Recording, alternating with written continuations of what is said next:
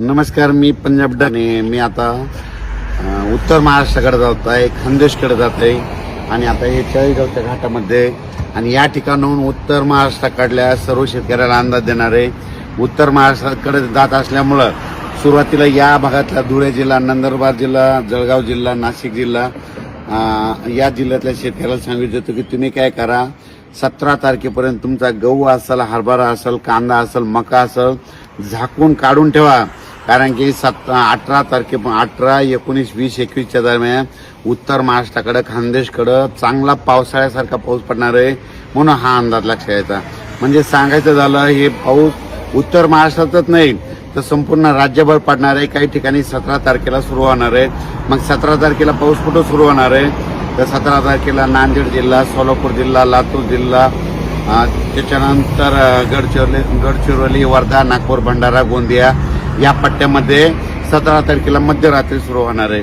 त्याच्यानंतर 17 तारखेला विदर्भ, पूर्व विदर्भ आणि पश्चिम विदर्भ, वर्धा, नागपूर, भंडारा, गोंदिया, चंद्रपूर, यवतमाळ, वाशिम, हिंगोली, अकोला, बुलढाणा, परभणी ह्या पट्ट्यामध्ये काय होईल 17 तारखेला मध्यरात्रीपर्यंत पाऊस येणार आहे. म्हणून हा अंदाज लक्षात यायचा. पश्चिम महाराष्ट्राकडे सातारा, सांगली, सोलापूर, कोल्हापूर, पुणे, अहिल्यानगर या भागात तुम्हाला एक सांगू इच्छितो की जवळपास म्हणजे 18, 19, 20 या 3 दिवस काही ठिकाणी पावसाळ्यासारखा पाऊस पडणार आहे. कुठं रिमझिम पडणार आहे. जिथं पाऊस नाही पडला तिथं नुसतं जोराचं वारं देखील सुटणार आहे. म्हणून हा अंदाज सर्व शेतकऱ्यांना लक्षात यायचा. मराठवाड्यात देखील तशीच परिस्थिती राहणार आहे. मराठवाड्यामध्ये 18, 19, 20, 21 4 दिवस पावसाळ्यासारखा काही ठिकाणी पाऊस पडणार आहे.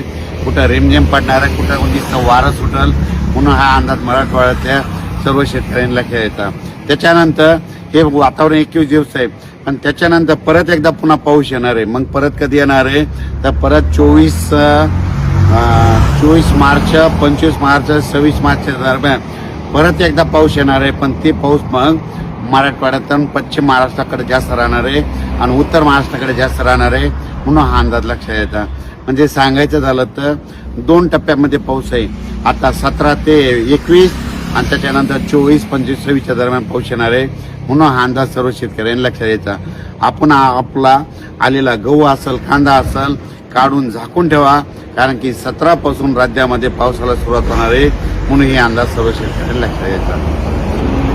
हा पाऊस सांगायचं झालं तर वर्धा जिल्हा, भंडारा जिल्हा, गोंदिया जिल्हा, चंद्रपूर जिल्हा, यवतमाळ जिल्हा, वाशिम जिल्हा, हिंगोली जिल्हा, बुलढाणा जिल्हा, अकोला जिल्हा, अमरावती जिल्हा, त्याच्यानंतर जळगाव जिल्हा, जालना जिल्हा, परभणी जिल्हा, लातूर जिल्हा, बीड जिल्हा, धाराशिव जिल्हा, सोलापूर जिल्हा, सातारा जिल्हा, सांगली, पुणे, अहिल्यानगर, नाशिक, धुळे, नंदुरबार, जळगाव, त्याच्यानंतर म्हणजे सांगायचं झालं तर संपूर्ण महाराष्ट्रामध्ये म्हणजे 18, 19, 20च्या दरम्यान पाऊस येणार आहे. फक्त 17 तारखेला मात्र इकडं पूर्वेकडं म्हणजे तेलंगणाच्या बाजूकडून सुरुवात होणार आहे. म्हणून हा अंदाज लक्षात यायचा.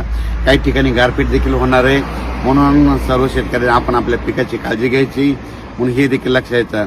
पाऊस 2 टप्प्यामध्ये पडणार आहे. एक 17, 18, 19, 20 आणि त्याच्यानंतर 24, 25, 26, 27 मार्चच्या दरम्यान पाऊस. पण पाऊस मात्र येणार म्हणजे येणार. धन्यवाद.